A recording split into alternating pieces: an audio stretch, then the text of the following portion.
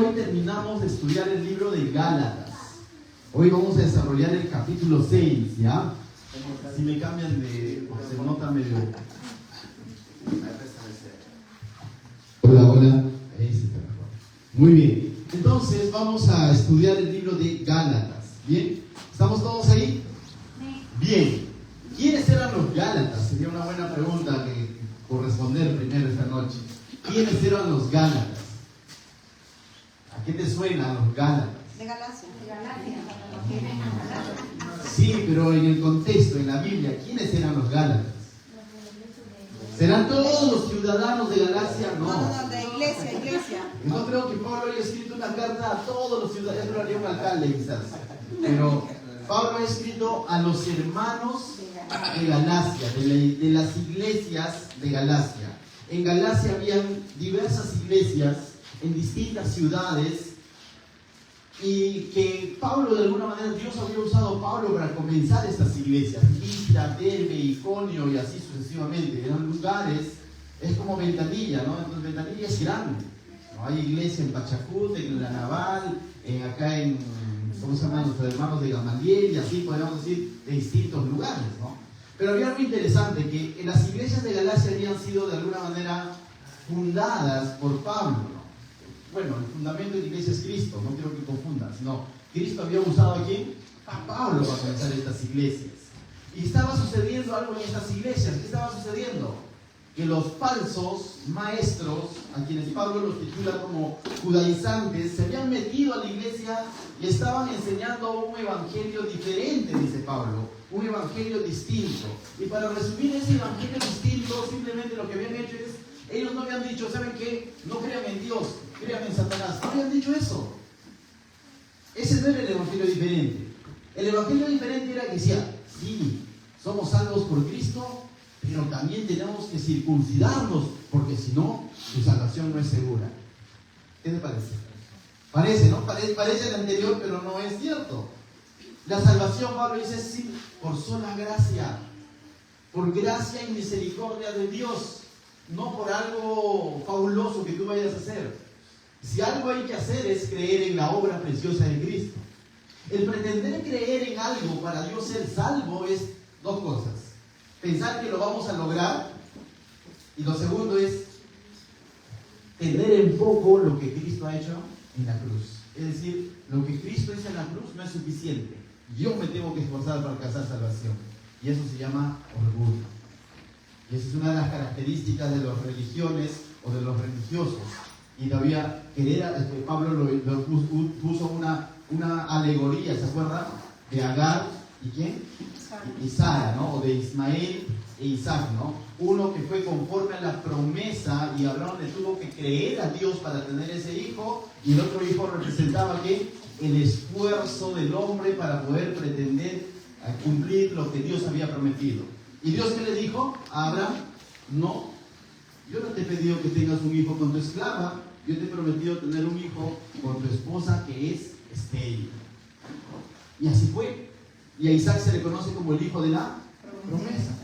Y de la misma manera Pablo entonces está diciendo, hey, el Señor nos ha prometido salvación por gracia y misericordia, mediante la fe puesta en ¿quién? En Jesucristo. De tal manera que no es necesario que ustedes se vuelvan esclavos de la ley. Y de eso ha tratado. Y ya para cerrar, en la semana pasada, nuestro hermano Julio César compartía, pero ¿cuál es el? Aquí hay un detalle, ¿sabes por qué? Y es muy importante que comprendamos y recordemos lo que enseñó Julio César. Porque hay un detalle, cuando se tergiversa el Evangelio de la Gracia, dices, entonces no depende de lo que yo haga, ¿no? Para ser salvo.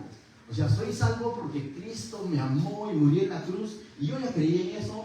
Entonces, pastor, haga lo que haga, ¿yo soy salvo? Sí, porque no depende de lo que yo haga, ¿no es cierto? Y entonces, eso sería una mala interpretación, porque dices, como ya soy salvo, pachanga, esa es la palabra, ¿no? Pachanga, la vida loca.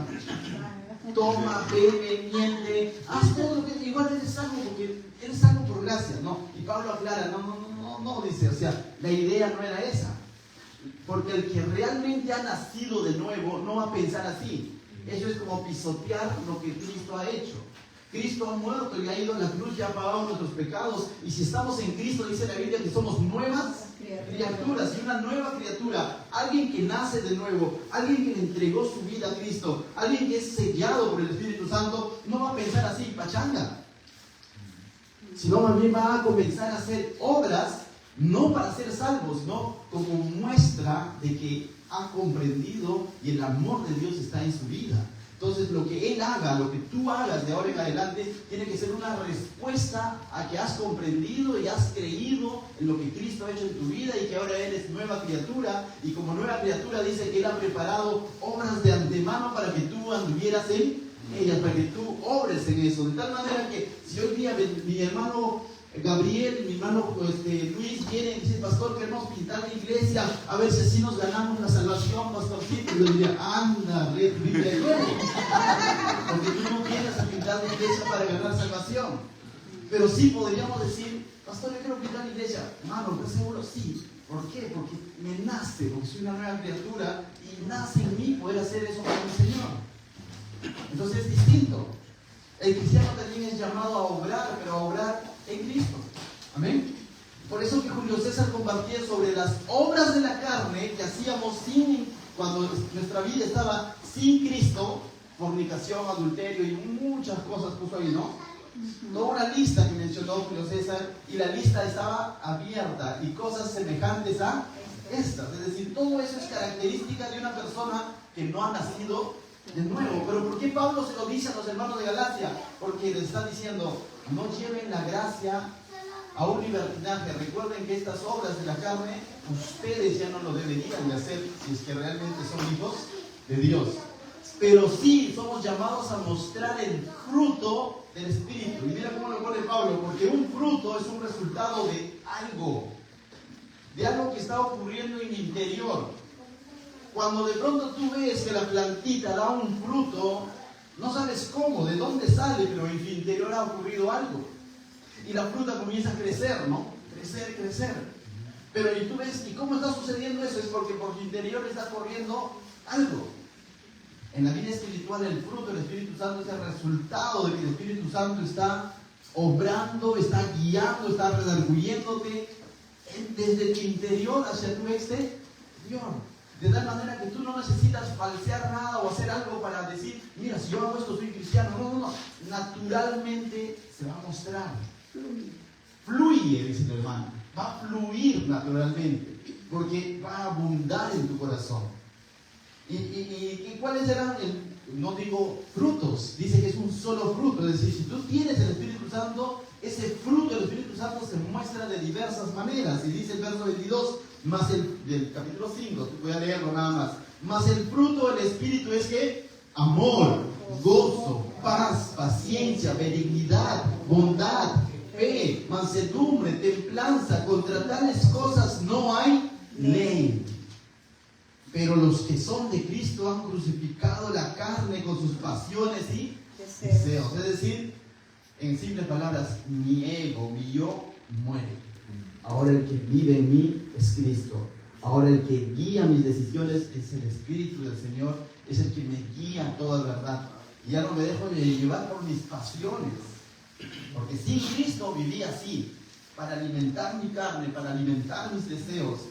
Y esa es la característica de una persona que no ha conocido a Cristo. Entonces ahora sí, aterrizamos al capítulo 6, habiendo de alguna manera resumido todo eso. Y mira lo que va a hablar el capítulo 6. La primera parte nos va a hablar de qué manera práctica podemos nosotros mostrar nuestro cristianismo. Y en la última parte van a ser saludos de Pablo, pero la primera parte va a hablar cómo restaurar incluso a quien hallamos en pecado. ¿Qué significa esto? Que es muy probable que en la iglesia de Galacia había personas que estaban en pecado. Y Pablo los va a exhortar a que cómo ellos tienen que afrontar esta situación. ¿Se acuerdan de Corinto? También había pecado y Pablo los instruye cómo afrontar esta situación. No es que de pronto, hermano, tranquilos, vamos en el Evangelio de la Gracia, no pasa nada. No. Tampoco podemos irnos al lado legalista de condenar a alguien que cayó en pecado. Tampoco nos podemos ir al lado del libertinaje de simplemente decir, apañar el pecado y decir, no pasa nada. Algo tiene que ser el cristiano frente al pecado dentro de la iglesia. Y eso es lo que Pablo va a hablar. Mira lo que dice el verso 1 entonces. Pregunto yo, cuando dice hermanos, ¿se está refiriendo a quiénes? Iglesia. A la iglesia. Y entonces el Señor también te dice esta noche, hermanos, y si tú te consideras cristiano y has creído en Cristo, el Señor te está hablando a ti. Y dice, hermanos, si alguno fuera sorprendido en alguna falta, divúlgalo a través del Facebook. No dice eso. No, pastor, te está enseñando. No dice eso. ¿Qué dice? Vosotros que sois espirituales, restauradle con el espíritu de mansedumbre, considerándote a ti mismo, no sea que tú también seas tentado. Bien, qué interesante cómo es que Pablo aborda esto, ¿no? Dice si alguien es sorprendido en pecado. La Biblia nos narra en los evangelios que una mujer había sido sorprendida en adulterio, en el acto mismo. Pregunto, pero no era solo la mujer. ¿Cómo puedes tú sorprender a la mujer en adulterio, en el acto mismo, sola? Estaba con alguien más. Pero cuando lo traen los fariseos para apedrearla, solo estaba la mujer. ¿Y qué pasó con el compa? ¿Qué pasó? Probablemente dice, oye, tú mátate, ella nada más. Es por eso que cuando lo traen a los pies de Jesús, ellos estaban con la piedra ahí, ya con el juicio puesto sobre esta mujer, con la condena a ser apedreado, porque así decía la ley. Que te sea apedreado, ¿quién es hallado en adulterio? Y ellos estaban ahí con la piedra a punto de tirar y Jesús hace su aparición y le dice, no, ha pecado. Y él le dice, el que esté libre de pecado tire la primera piedra. Y lo que Jesús le está diciendo, lo que en otra parte del Evangelio enseñó, si tú tienes una viga en los ojos, estás pretendiendo sacarle la espiga a esta mujer. Eso significa que esas personas también estaban en pecado. Es por eso que dejaron ir al compa. Al compa me refiero que al varón. Porque si traían al varón, es muy probable que el varón le diga, si tú estás igual, ¿qué me piensas apedrear? Pero como la voz de una mujer no tenía valor, a la mujer no tenían ahí. Y ellos muy espirituales estaban a punto de ¿qué? De matarla, de condenarla. Y entonces entra Jesús y les dice, el que esté libre de pecado tiene la primera piedra. Y lo que les está diciendo, ustedes son más pecadores que ella. Y en otro pasaje dice, ¿no? ¿Cómo puedes pretender sacar la espiga, la paja del ojo de tu hermano si tú tienes una viga? Y nosotros debemos de considerar esto, mis hermanos. Porque a veces nos queremos, pero tan espirituales, y ya estamos tocando el cielo, y somos tan prontos para señalar el pecado ajeno. Y ahora, pastor, entonces está diciendo, entonces nadie va a poder juzgar, ¿no? No, Pablo no está diciendo entonces no juzgue. Jesús, ¿qué hizo con la mujer adúltera? Se fue al extremo de decir, no hay problema, no pasa nada. Hace un desliz. No fue eso. Ciertamente Jesús no la condenó. Y le dijo, mujer, ¿dónde están los que te condenaban, los que querían apedrearte? Y él dijo, Señor, no están. Y el que le dijo Jesús, anda, ve y no peques más. Lo que le está haciendo es le está restaurando, le está dando una nueva oportunidad a esta mujer. Y esa es la idea de que si de pronto tú te enteras de alguien que de pronto está caminando en pecado, no lo condenes porque tú no eres Dios, tú no eres el juez, pero tampoco te hagas no lo vi, porque te haces cómplice de su pecado. ¿Qué es lo que debemos hacer según lo que Pablo está enseñando a la iglesia de Galacia? Vosotros que sois espirituales, dice, restauradle con el espíritu de mansedumbre. Restaura a esa persona. Si Dios te permite conocer a alguien que de pronto está en pecado, Dios te está poniendo en una oportunidad de usarte para restaurar a esa persona. No exponer a la persona, no denigrar a la persona, tampoco apañar a la persona, pero sí restaurar. Y esa es una función que no solo lo tiene el pastor, porque aquí les ha dicho hermanos. No ha dicho entonces pastores de Galacia, no ha dicho eso, sino hermanos. Si encuentras a alguien sorprendiendo o lo has sorprendido en pecado, restáurale, y como espíritu dice, de mansedumbre. La mansedumbre es algo que debe caracterizar a todo cristiano. Todo cristiano, de alguna manera, si tú estás centrado en la palabra y aconsejas de acuerdo a la palabra, ese respaldo, esa autoridad te lo da Dios porque eres un hijo de Dios. Pero no para que abuses de esa autoridad y ningunees a la persona, sino para que restaures a la persona. Para que actúes en mansedumbre. Y requiere mansedumbre, créeme que sí. Porque muchas veces cuando de pronto tú acudes a alguien a decirle que lo que está haciendo no está bien, y como que el peruano, que no somos peruanos, ¿no? Alguien una vez me dijo, un jovencito, pastor, me voy a ir a otra iglesia, ¿por qué? Porque allá sí te reprenden. Y yo necesito que me reprendan, pastor, porque usted me llama y me dice, mira, me aconseja y todo eso, pero yo, y gracias, ¿no? Porque usted es bueno, ¿no? Pero yo quiero que me reprendan, ¿no? Que me pongan en disciplina. Entonces, como que dije, la del peruano, pues, ¿no? Si no te ponen multa, no pagas. Multa, pero llegar tarde. Llego temprano, ¿no? Pero si te hablan bien, no reaccionan, ¿no? Es la del peruano. Debo reconocerlo de alguna manera.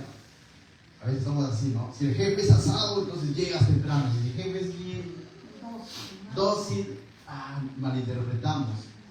Pero aún así, la Biblia no nos da licencia entonces para maltratar a la persona que está en pecado. La Biblia dice que debemos hacerlo con mansedumbre. Cómo la otra persona tome tu mansedumbre, tu asunto. Pero tú no dejes de ser manso cuando aconsejes, cuando corrijas. Aplica la mansedumbre que tuvo el Señor Jesucristo. Entonces, mis hermanos, si tú consideras a un miembro de tu familia, a un amigo, lo ves que está obrando mal, con toda mansedumbre, restáuralo. Pero probablemente te vas a ganar enemistad. También ocurre eso, que cuando la persona es inmadura, más allá de decirte gracias por haberme dicho y voy a considerarlo, quizás corta palitos contigo. Tranquilo, tú estás siendo obediente al Señor. Mientras lo hayas hecho con mansedumbre y queriendo restaurarlo, tranquilo. Eso es lo que el Señor te ha mandado a hacer. Considerándote a ti mismo, dice, no seas que tú también seas, ¿qué dice? Tentado. Eso es algo que debemos de considerar, no para pecar, pero debemos de considerar que nosotros también en algún momento podríamos estar en la posición del otro. Y no te gustaría que a ti también de pronto te denigren o te expongan o expongan tu pecado, ¿no? Hermano, tiene que venir acá al frente y pedir perdón a toda la iglesia porque ¿qué hizo el hermano? No sé, pues se olvidó devolver la Biblia. No, pues no es dable, ¿no? Eso es avergonzar, denigrar a la persona. Entonces, mis hermanos, son consideraciones que debemos de tener en cuenta. Versos 2 al 5, Pablo ahora va a hablar de cómo es que debemos de llevar las cargas de los demás, ¿no? Del prójimo y también la nuestra, lógicamente, ¿no? Del verso 2 al 5 dice. ¿Te das cuenta que de aquí en adelante es una exhortación práctica? Ya no estaba sustentando de que la gracia y la ley, no, sino si ya comprendiste la gracia, sí debes de obrar. ¿Apañar el pecado? No. Ser un legalista condenando al pecador, tampoco, sino restaurar, como Cristo haría. Versos 2 al 5. Sobrellevad los unos la carga de los otros y cumplid así la ley de Cristo. ¿Cuál es la ley de Cristo? Amar al prójimo, ¿no? Que cuando aún nosotros siendo pecadores, Él vino y murió por nosotros. Igual nos amó. ¿Qué hizo Cristo cuando lo estaban abofetando y golpeando? Perdónalos porque no saben lo que hacen. Si tendríamos que resumirlo de alguna manera, la ley de Cristo es en amar al Dios y amar al prójimo, tal como Él lo enseñó textualmente o literalmente. Entonces dice, cuando tú sobrellevas las cargas los unos de los otros, cuando de pronto te identificas con la necesidad de tu prójimo y lo tomas como tuyo y de pronto comienzas a orar y no eres indiferente a la situación que pueda estar pasando tu prójimo, entonces de esa manera tú estás cumpliendo lo que el Señor te ha llamado a hacer. Y no hay tanta vuelta que darle con la comida, con las fiestas y los días y la circuncisión y todo lo demás en el contexto de lo que hemos estudiado, sino que eso era un evangelio práctico. Bien, verso 3. Porque el que se cree ser algo, no siendo nada, a sí mismo, ¿qué dice? Se engaña. ¿No? Esto es interesante, ¿no? Es interesante porque si Pablo dice que estas cosas es porque de pronto en la iglesia en Galacia estaba sucediendo. Había personas que se creían ser ¿qué? Superiores, lo ha dicho la hermana. Pablo dice, ¿no? Que se cree ser algo. Más allá atrás había dicho, si tú consideras o si tú crees que eres espiritual, entonces deberías de obrar de esta manera. Y es cierto, ¿no? A veces el hecho de tener un tiempo en las cosas del Señor, quizás ya tienes unos años o conoces ciertos pasajes o ya sirves en algún ministerio, te podría hacer pensar que eres algo. O los demás podrían estar pensando que tú ya eres superior. Y hay algo que nosotros siempre compartimos acá para pincharle justamente la llanta a todos aquellos que nos queremos creer algo, ¿no? ¿Qué es lo que es? De que todos somos iguales. Al pastor sirve el primero. No, el que él sirva también. Todos somos iguales. Ante el Señor, Él derramó la misma sangre. La misma sangre se derramó.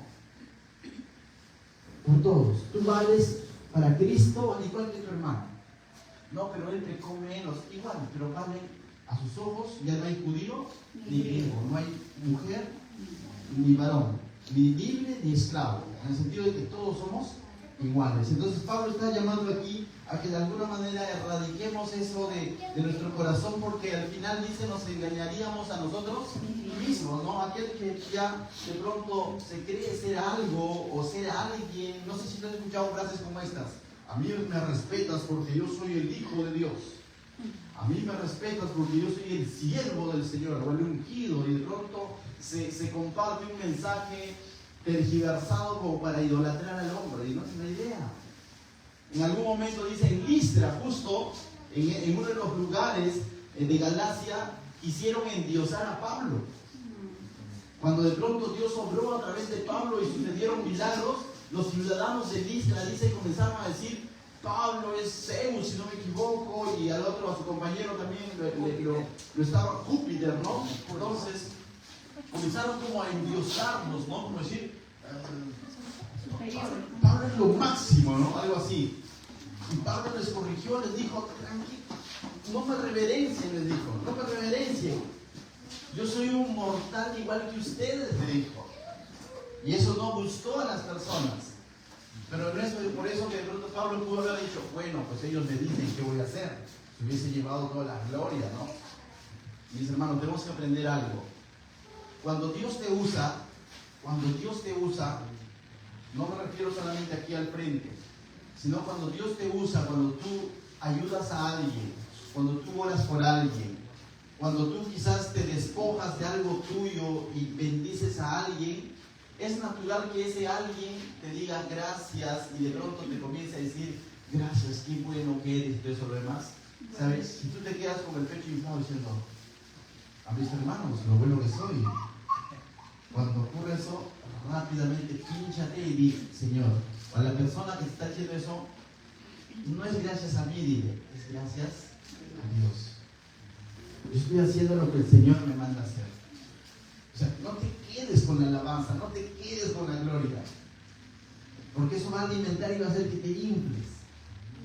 Y Pablo está diciendo: no es así, dice. No es así, porque te estarías engañando a ti mismo, dice. Verso 4. Así que cada uno someta a prueba, dice, su propia obra, y entonces tendrá motivo de gloriarse solo respecto de sí mismo y no en otro, porque cada uno llevará su propia carga. Lo que está diciendo básicamente Pablo es que cada uno comience a observar hacia sí mismo si lo que estoy haciendo realmente agrada a Dios. Finalmente, lo que tiene que valer es que si lo que estoy haciendo agrada a Dios, más allá si de pronto las personas lo ven o no lo ven, más allá si las personas te dan las gracias o no te dan las gracias, o quizás ni cuenta se dieron de lo que hiciste, quizás ni cuenta se dieron que estuviste orando por él, y no busques tampoco que se den cuenta como para que te digan gracias, sino que comienza a ver por dentro. Tampoco vas a andar viendo si los demás hacen o no hacen. Como Gisela no hace, entonces yo porque tengo que hacer. O lo que yo hice es mejor que lo que hizo Gabriel. Lo que yo hice es mejor que lo que hizo Julio. Y de pronto lo estoy como que comparando para sentirme alguien. No es mi idea. Lo que Pablo está diciendo, mira hacia adentro. Mira hacia adentro. Más allá de mirar que si el otro está haciéndolo bien o mal para juzgarlo, mira hacia adentro. Y finalmente pregúntate, ¿lo que estoy haciendo agrada a Dios? Te digo esto porque es parte de nuestra naturaleza, está eso de compararnos, de estar viendo. Y podemos caer en eso. Entonces Pablo está advirtiendo a los hermanos a que no caigan en eso. Verso 6 dice, va a hablar cómo es que bien al contrario debemos de hacer el bien a los demás, a los de la familia y la fe. De 6 a 10, mira lo que dice. El que es enseñado en la palabra, haga partícipe de toda cosa buena al que lo instruye. Y este es un texto, en realidad, ¿cómo lo podría decir? Un poquito, no difícil de explicar, ¿ya? Pero es un poco incómodo de explicar desde aquí al frente. Y tú me vas a entender, porque, pero los que ya nos conocen y vienen a Jesús Salvador ya un buen tiempo y saben que estamos estudiando la Biblia verso a verso, me van a entender. Lo que está diciendo acá es de que los que eran enseñados, ¿quiénes eran enseñados? La iglesia, ¿no es cierto? La iglesia era enseñada, los hermanos son enseñados. Tú en este momento estás siendo enseñado. ¿En qué? En la palabra. Porque lo que se te está enseñando es la palabra. ¿Qué dice? Haga partícipe de toda cosa buena, ¿a quién? Al que lo instruye. En el contexto de Galacia, el que lo instruye eran maestros, eran pastores. Y en este contexto, ¿quién te está instruyendo? Y te decía que es un poco incómodo decirlo. El pastor me está instruyendo. Y no significa que de pronto más rato te paso mi yape, hermano, no va a ser así, te lo aclaro. Pero muchas veces este texto se usa para decir eso. Hermanos, ustedes tienen que honrar al siervo de Dios, tienen que bendecirlo y tienen que yapearle, ya bueno. Lamentablemente lo enseñan así y le dan ese énfasis. Y se hace toda una prédica, toda una noche solo sobre ese texto. Y les digo, los que ya vienen a Jesús Salvador un buen tiempo, ahorita estoy leyéndolo porque nos toca pasar por ese versículo. Pero no es que acá estemos predicando sobre que tienes que ofrendar, diezmar y todo eso. No, lo que estamos haciendo es un estudio de la palabra de Dios verso a verso. Y cuando llega pasajes como eso, es bueno explicar el contexto. Es bueno explicar el porqué, las razones, si es bíblico o no es bíblico, pero explicarlos, pero no con la finalidad ni con la motivación de que más rato levantamos las ofrendas, hermanos. Es más, las ofrendas ya fueron levantadas, ¿no? Entonces, tranquilos. Ciertamente Pablo enseña, hay un principio en el Nuevo Testamento, hay un principio de correspondencia. ¿Cuál es ese principio de gratitud? De ser correspondidos con lo que Cristo hace en la vida de la persona. Pero muchas veces, vuelvo a repetir, se coge este texto como otros del Antiguo Testamento, se mezcla y se pone como una obligación a la iglesia. Me voy a detener 5 minutos a explicar esto porque también considero que hay personas que están viniendo por primera vez o son sus primeras semanas, y yo quisiera que lo tengan claro para que no tengan una mala idea o de pronto puedan malinterpretarlo. Mis hermanos, ¿la Biblia habla del diezmo? Sí, habla del diezmo. Pero ¿dónde lo habla? En el Antiguo Testamento. Y el Antiguo Testamento ciertamente tiene una aplicación espiritual para nuestra vida, mas no literal. Cuando Dios instituyó el diezmo, había todo un contexto. ¿Qué es lo que había sucedido? Dios usó a un hombre llamado Moisés para poder sacar a su pueblo de Egipto, que estaba esclavo, lo llevó a la tierra prometida, y en esa tierra prometida, literalmente el libro de Jueces nos describe que les da tierras. Y les da tierras a cada una de las tribus, pero menos a una tribu, a la tribu de Leví. Y a la tribu de Leví le dice, yo voy a ser su herencia. Y te imaginas, la tribu de Leví, a todos les da tierra, y a mí, confíe en Dios, porque básicamente lo que cuando dice yo seré su herencia, está diciendo yo les voy a proveer, yo les voy a sustentar. Pero mis hijos quieren comer, ¿no? ¿Y qué es lo que hace Dios? A las otras tribus que les había dado tierra, le dijo, ustedes les dio todo, y una tierra no seca, sino una tierra fértil. Donde veíamos que donde no había necesidad ni siquiera de labrarla tanto, sino ya de por sí era fértil. Y lo que les dice a esas tribus es decir, pero ustedes cada año separarán el 10% de sus cosechas, de sus sembríos, y me lo dedicarán. Y luego explica para qué iba a ser ese 10%. En otras palabras, para que suene bonito, o suene más entendible, a esas 10 tribus les dijo, les voy a dar 90 y 10 es mío. Y cada año me lo van a entregar lo que me corresponde. Entonces, porque a veces pensamos, ¿no? Que como les digo, y ahora cuando te dice dame, poco te voy a dar. No, entiéndelo así. Te di 9, me das 1. Te di 90, pero ese 10 téngalo guardado. Suena distinto, ¿no? Pero si yo te doy 100, tú te lo crees que ya es tuyo. Y cuando ahora te digo, oye, dame 10, vas a estar ahí, ¿no? Pero literal a ellos les dio las tierras y les dijo, solo la 10ª parte cada año me lo van a traer. ¿Para qué?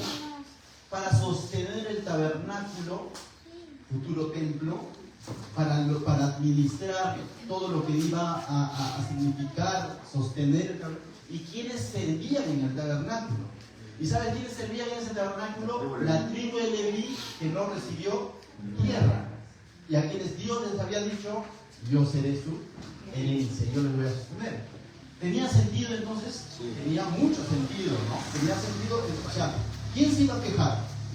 Nadie, porque si Dios no quiere, no te da la tierra. Entonces, le estás dando a Dios lo que Él te ha dado, y era así. Entonces, para ellos no era voluntario, era una obligación. Dios lo había puesto como una ley para ellos. Y también narra el libro de Levíticos que parte de este diezmo también iba a servir para ayudar a las viudas y huérfanos, en otras palabras, a los necesitados.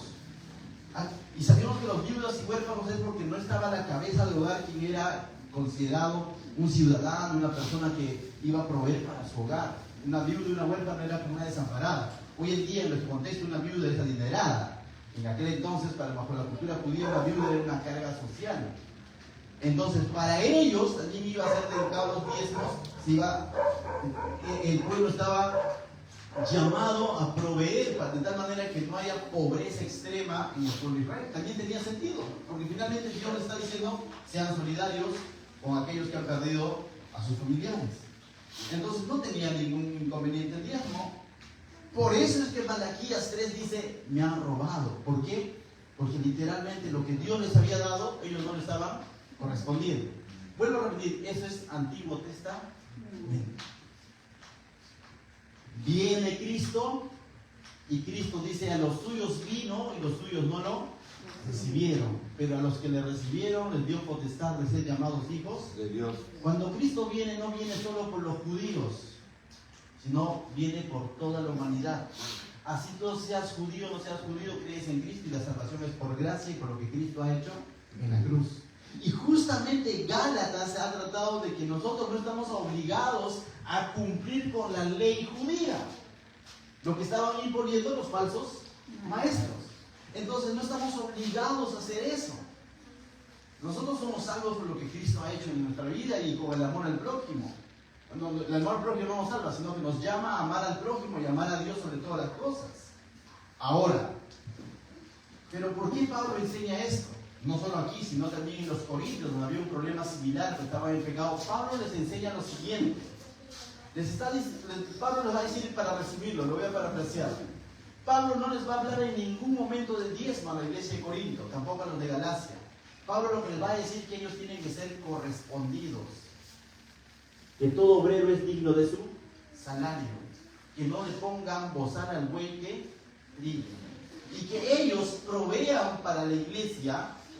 Ellos provean para la iglesia, pero conforme dispongan en su corazón.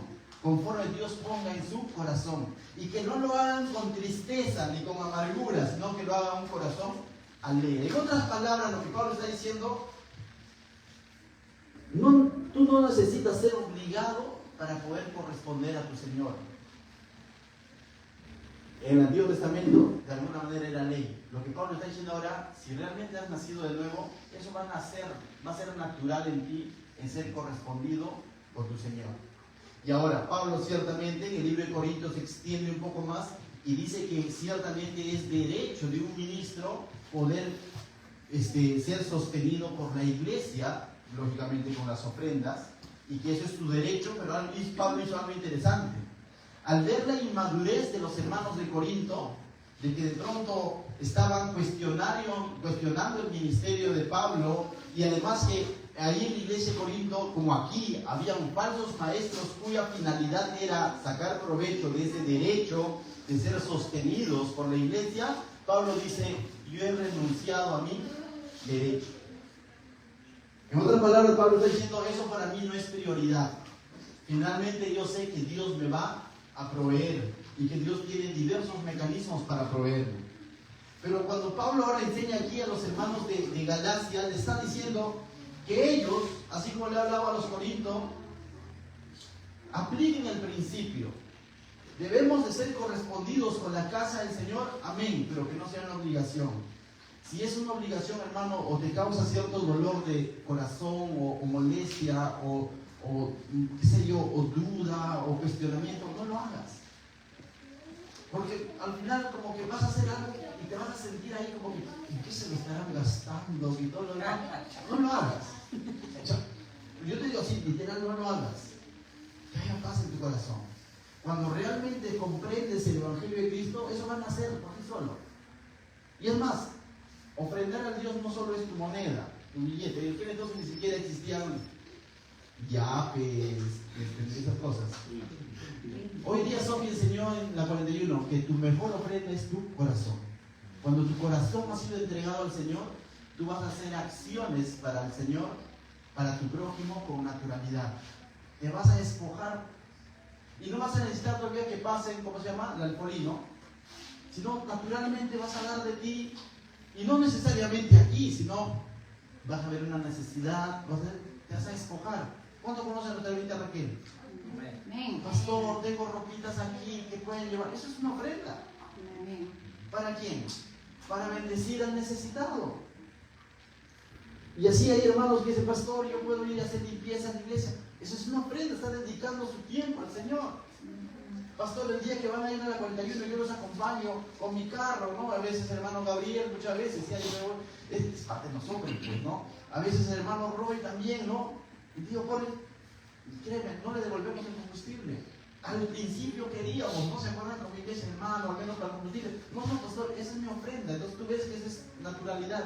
Nadie le puso aquí, a decir, tienes que hacerlo tu 10%, no. ¿Me entiendes? Entonces, mis hermanos, el principio no se debe perder. Y ciertamente en este pasaje, verso 6, Pablo está hablando de que si está siendo bendecido con la palabra de Dios, debe ser correspondido.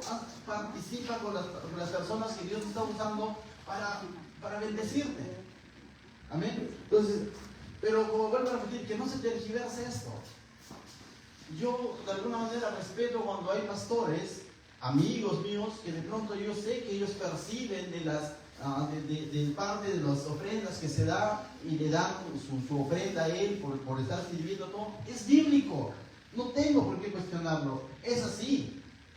Que como postura personal yo haya tomado una decisión con mi familia de decir, vamos a, como decimos, renunciamos a nuestro derecho y creemos que el Señor nos va a bendecir de otra manera, es distinto, pero eso no me hace decir todos los demás tienen que hacer eso. Es más, cuando tú tomas esa actitud, el Señor te sorprende por otros lados. Créeme, Pablo mismo cuando tomó esa actitud con los de Corinto, los de Macedonia lo llamaban. Pablito, pasa por aquí, tenemos una ofrenda. ¿Para qué? Dice, me han sostenido. Y le habían ofrendado incluso para que lleve la iglesia de Jerusalén, para bendecir a la otra iglesia. Entonces, Dios va a obrar cuando tenemos un corazón correcto. Tiene que ver con el corazón más que con el bolsillo, creo. Tiene mucho más que ver con el corazón que con el bolsillo.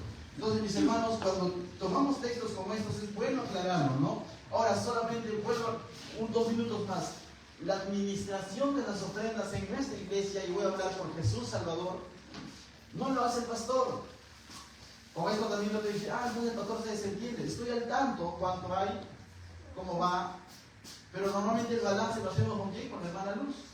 ¿Quiénes hacen el conteo? La hermana Luz y la hermana Gisela le está apoyando ahora, ¿no? para poder hacer el conteo. Los Patricia hacen la contabilidad, saben cuánto ingresa, cuánto sale, para kits esto, para cumpleañeros, para la tortita, el kit de mes, sale de ahí.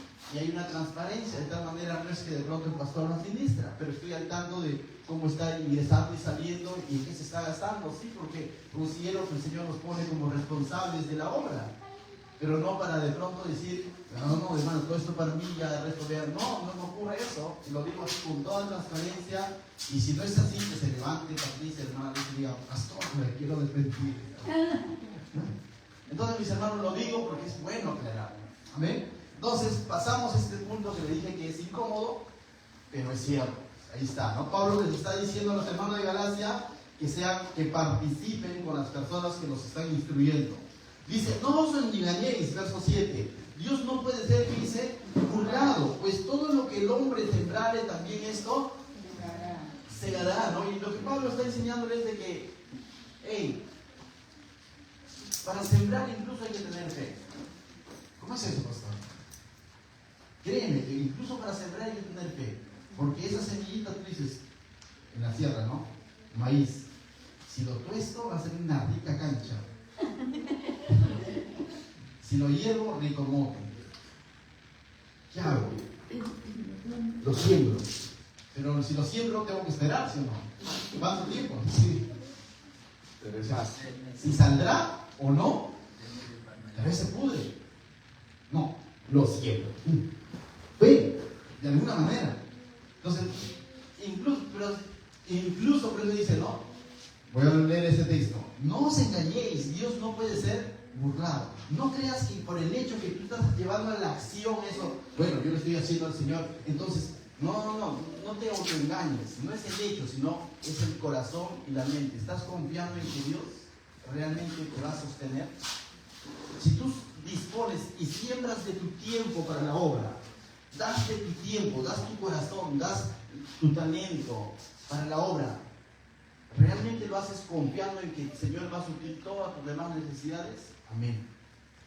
Pero si estás, y si voy a servir, pero luego mañana tal vez servir, pero mira, estás ahí como que, mejor de predicar hubiese ido a trabajar. No, porque lo estás haciendo con incredulidad. Si vas a servirle al Señor, si vas a ofrendarle tu corazón, hazlo con fe, creyendo que el Señor, no quiero decir que te va a bendecir con millones, no, te va a bendecir en diversos aspectos de tu vida. No necesariamente es, en las cosas del Señor no es que siembras plata, cosechas plata, no es así. En las cosas del Señor tú siembras muchas veces y el Señor te bendice en otros aspectos que de pronto te sorprende. Dicen, en la familia, en la salud, en el bienestar, en el trabajo, y de pronto tú dices, gracias Señor, porque aquí veo tu mano. Amén. Continuamos, verso 8, 9. No nos cansemos pues de hacer, ¿qué dice? El bien. Entonces, ¿hacer el bien cansará? Probablemente, sí, cansa. 8, pues al bien, ya. 8, porque el que siembra para su carne, ahí está, porque dice, en la carne será. Ese es todo lo que dice, ¿no? Haz un pacto con Dios. Hermanos, llegó el momento de la siembra, lo sacar. Todo lo que tienen $50, todo lo que quieren dar 50, y eso es quizás en internet, pero es una siembra carnal, ¿no? Porque voy a ir a dar esperando que el Señor me bendiga. Porque estoy haciendo las cosas para que Dios supla los anhelos de mis pasiones pecaminosas, en realidad, de mi corazón, mi concupiscencia, para que el Señor me dé ese carro que estoy esperando. No es así. O sea, tú le estás diciendo al Señor qué quieres cosechar. No es así. Simplemente siembra tu corazón para el Señor. El Señor es el que sabe qué es lo que necesitamos. El Señor no te va a dar lo que tú quieres, el Señor te va a dar lo que realmente tú necesitas y Él es el que más sabe que tú mismo. Un niño podrá saber qué es necesario para él. No, el padre sabe. El niño, si tú le pones el chupetín acá y le pones acá, la lentejita te va a escoger el chupetín. Y a veces estamos sembrando esperando a recibir chupetín. Y el Señor dice, yo no te quiero dar chupetín, yo te voy a dar lenteja, porque eso te va a sostener. ¿No me entienden? O sea, pero a veces hacemos eso, ¿no? Señor, te voy a servir por el chupetín. Y el Señor dice, el chupetín te va a hacer daño. Yo te quiero dar lentejas. que lenteja, no. ¿Qué es más importante? ¿La carne o el espíritu? Cuando espiritualmente estás bien con Dios, eso se va a derramar esa bendición sobre toda cada área de tu vida. Amén. Entonces, verso 8, porque el que siembra para su carne, de la carne segará corrupción, mas el que siembra para el espíritu, del espíritu segará vida eterna. Y la vida eterna ya la estás viviendo desde aquí. La vida eterna ya comenzó. Allá vamos a estar en una otra situación, ¿no? En la presencia de Dios, pero desde ya comenzó tu vida eterna. Porque ya eres una nueva criatura en Cristo. Verso 9. No nos cansemos pues de hacer que es el bien, porque a su tiempo segaremos si no desmayamos. Lógicamente hay una fatiga. Cuando tú dispones tu vida para servir a Dios, para servir a tu prójimo, puede haber una fatiga, pero no te canses, hermano. Dale para adelante. Yo creo que Pablo tenía esto clarísimo. Estaba ahí con los hermanos de Galacia cuando simplemente él pudo haber hecho la ley del hielo. Ya, ¿he escuchado falsos maestros? Ya, paso. Siguiente. Pudo haber dicho. Pero Pablo está ahí haciendo el bien con los hermanos a pesar de que han estado cuestionando su ministerio. Verso 10. Así que según tengamos oportunidad, hagamos el bien a todos y mayormente a los de la familia de la fe. Entonces, el Señor nos llama a hacer el bien a todos, pero comienza por casa. Comienza por casa. Pero mayormente dice a los de la familia de la fe, a tu hermano. A tu hermano, a tu familia. Ahora dice pastor, ¿familia sanguínea o el de la fe? Él dice el de la fe. Hay otro pasaje que dice que debemos de proveer para nuestra casa, también habla de eso. Hay responsabilidad de proveer por nuestra sangre, para nuestros hijos, para nuestros familiares, sí. Pero también aquí está hablando de la familia de la fe. Amén. Entonces, mis hermanos, somos llamados. Verso 17. De aquí en adelante dice, nadie me cause, dice, de Santiago al 17, 11. Mirad con cuán grandes letras os escribo de mi propia mano. Y aquí hay dos posturas. Una postura se cree que de pronto Pablo tenía problemas de la vista. Y algunos incluso se atreven a pensar que ese es su aguijón. Y que él está escribiendo acá literal, está diciendo, mirad con cuán grandes letras os escribo, porque no tenía una buena visión. Entonces, se creía que ese es su aguijón. ¿Se acuerdan del aguijón de Pablo, no? Que probablemente era una enfermedad que lo aquejaba y todo lo demás. Es muy probable, pero es una probabilidad. Otros dicen, Pablo debió haber ido a Quigilex. No, otros dicen, es muy probable también, que también es válido esta postura, que Pablo lo que está haciendo es remarcar todo lo que ha dicho. Lo que le está diciendo, presten atención. Cuando tipeas y le pones en negrita, ¿has visto? Ahora en el WhatsApp todavía se puede hacer, ¿no? Le pones en negrita o en mayúsculas. ¿Qué es lo que está haciendo? Quieres para que lo leas sí o sí, ¿no? Entonces se cree que también podría de pronto Pablo estar recalcando diciendo, presten atención a todo lo que les estoy diciendo. También es válido. ¿Ves? Verso 12 y 13 dice, todos los que quieren agradar en la carne, estos os obligan a que os circuncidéis, solamente para no padecer persecución a causa de la cruz de Cristo. Porque ni aun los mismos que se circuncidan guardan la ley, pero quieren que ustedes se circunciden para gloriarse en vuestra carne. ¿Qué sucede? Y aquí va a desenmascarar estos falsos maestros.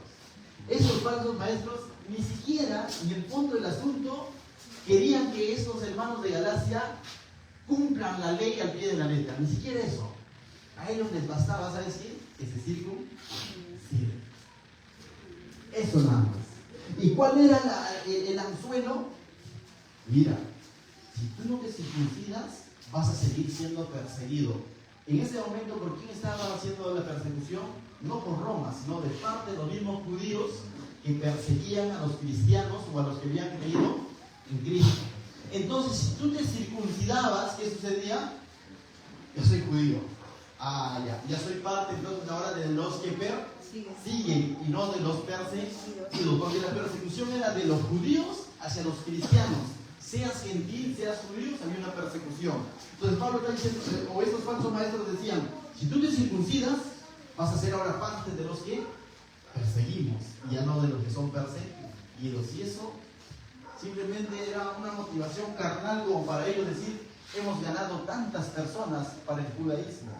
Mira, tantas personas, así como decimos, oye, se bautizó tal persona, ellos celebraban, se circuncidó tal persona. Después no le interesaba si esa persona cumplía la ley o no cumplía la ley. Simplemente eso es proselitismo. Habían quitado a los seguidores de Cristo, ahora los habían puesto como seguidores del judaísmo. Y a mí eso también ocurre muchas veces. Hermano, ¿usted cree en Dios? Sí, yo creo en Dios. Ah, ya, pero yo te voy a hablar de otro Dios. Mira, en el lugar donde tú estás yendo, no te está enseñando completo. Yo te voy a hablar de Dios Madre. ¿Has escuchado eso? Nosotros también creemos en Dios, pero mira, también tenemos otro libro que el Señor reveló al profeta Moroni y se llama el libro del Mormón. Y te has dado cuenta que estas personas no necesariamente están buscando al que no tiene a Cristo, sino incluso están tratando de ganar a los que ya son cristianos. Porque el cristiano ya tiene una inclinación por Dios, ya tiene una predisposición por Dios. Entonces es mucho más fácil introducirle tu evangelio diferente de Dios Madre, de Moroni, de los mormones, porque el cristiano ya tiene una apertura a escuchar. Pues no lo hacen eso con un incrédulo. No van tras el que está ahí perdido en las drogas, no lo van a hacer. Y eso es lo que ocurría también con estas personas. Lo único que querían es arranchar a los cristianos y convertirlos al judaísmo. Y tenemos que tener cuidado con eso. Verso 14. Pero lejos esté de mí gloriarme, dice Pablo, sino en la cruz de nuestro Señor Jesucristo, por quien el mundo me es crucificado a mí y yo al mundo. Porque en Cristo Jesús ni la circuncisión vale nada, ni la incircuncisión, dice, sino una nueva creación. Finalmente, al Señor no le interesa si estás circuncidado o no. No le interesa es más a qué religión perteneces. Lo que el Señor está buscando es que creas en Él. O sea, el Señor no trabaja a través de religiones. El Señor, Él es el camino. Yo he escuchado hace poco el Papa dijo, todas las religiones llevan a Dios. No. Todas las religiones son un camino, ha dicho. No, la Biblia dice que Él es el camino. ¿Quién? Cristo. Hay un solo camino. Y eso es lo que interesa. Todo lo demás, simplemente sistema religioso no cuenta. Oye, pero no, el otro tiene una iglesia, un templo más grande y visten así o asá. No cuenta. Lo que cuenta es Cristo. ¿En quién has creído? En Él es una nueva criatura. Aquí dice una nueva creación, verso 16. Y todos los que anden conforme a esta regla, ¿qué dice? Paz y misericordia sean a ellos y al Israel de Dios. ¿Cuál regla? De creer y confiar plenamente en Cristo. Si que hay que ponerle una regla, es esa. Es la única manera de ser salvos. Dice, y sobre ellos paz y misericordia sea a ellos. Es decir, paz con Dios, misericordia de Dios viene sobre tu vida. Y a Israel de Dios. Y es interesante esta frase, Israel de Dios, porque el verdadero Israel de Dios es el que ha creído en Cristo. No se está refiriendo a la nación, sino al Israel de Dios se está refiriendo al que ha creído y confiado en Cristo, el que está siendo gobernado por Cristo. El verso 17 dice, de aquí en adelante nadie me cause, ¿qué dice? Molestias, porque yo traigo en mi cuerpo las marcas del Señor Jesús. Es más, estos falsos maestros también lo que habían hecho es que habían hablado mal del ministerio de Pablo.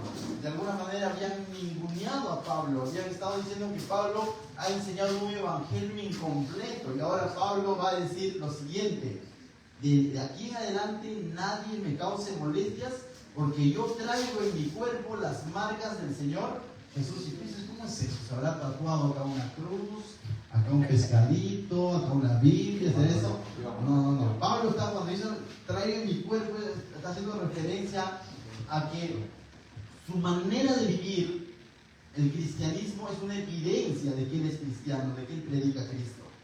¿Y cuál era la manera de vivir de Pablo? Allá tenía una mansión. Era el hijo del dueño. ¿Cómo dice? No, yo soy el hijo del dueño del oro y la plata. Tenía un Rolex acá. Quizás. verificar que Pablo realmente predicaba a Cristo. Pablo lo dijo, ¿sabes qué? Cuando le escribe a los Corintios. Cuando Pablo escribe a los Corintios, capítulo 11, verso 23, lo voy a leer, lo tengo aquí en mis apuntes. Dice, también estaban cuestionando su ministerio y Pablo va a relatar cuáles eran las marcas de quien realmente servía a Cristo. Verso 23 del capítulo 11 de 2 Corintios, lo buscas en casa, dice. Son ministros de Cristo, haciendo referencia a los falsos. Como si estuviera loco hablo, dice Pablo. Yo más, dice, en trabajos más abundantes, en azotes sin números, en cárceles más, en peligros de muerte muchas veces. De los judíos 5 veces he recibido 40 azotes menos 1. 3 veces he sido azotado con varas. 1 vez apedreado. 3 veces he padecido naufragio. 1 noche y 1 día he estado como náufrago en alta mar. ¿A causa de qué? De predicar a Cristo. Lo que Pablo está diciendo es de que ninguna de esas cosas no han detenido para predicar a Cristo. Muy por lo contrario, esas cosas vinieron sobre su vida porque él estuvo sirviendo a Cristo. ¿Y cuánta razón entonces tiene Pablo cuando le dice ahora a los de Galacia, le dice, de aquí en adelante nadie me moleste porque yo traigo en mi cuerpo las marcas del Señor Jesucristo? Y las marcas del Señor Jesucristo, el ministerio de Pablo no necesariamente era prosperidad. Yo entiendo que Dios prospera en su soberanía también al cristiano y lo va a hacer con una finalidad, pero por lo general vemos que los ministros del Señor, los genuinos ministros del Señor, a través de la historia de la iglesia, no necesariamente han tenido una vida pudiente. El común denominador es que han padecido a causa del Evangelio. En el mundo tendréis aflicciones, pero confiad, yo he vencido.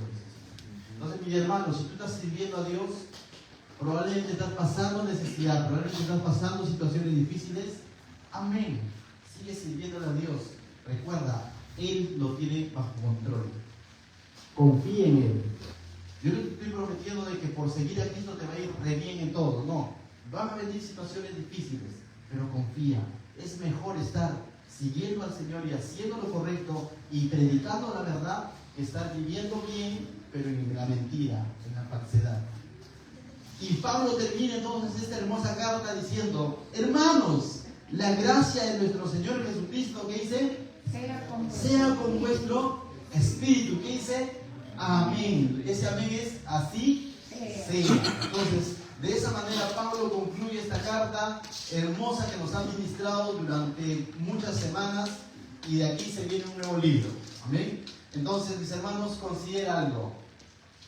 Para terminar, a modo de aplicación general por todo lo que hemos aprendido.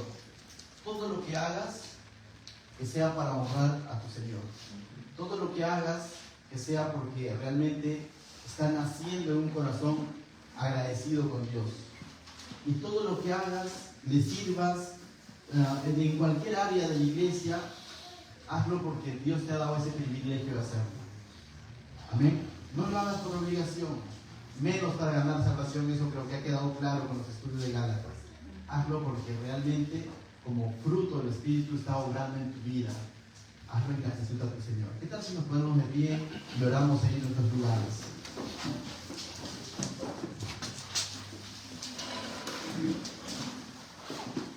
Cerramos nuestros ojos ahí en nuestros lugares y vamos a dedicar este tiempo al Señor. Padre, te doy gracias, Señor. Gracias por este tiempo, estas semanas, domingos, Señor, que hemos venido aprendiendo tu palabra, Señor. Gracias porque nos has recordado en más de una ocasión, Señor, que nosotros no merecíamos nada, Señor.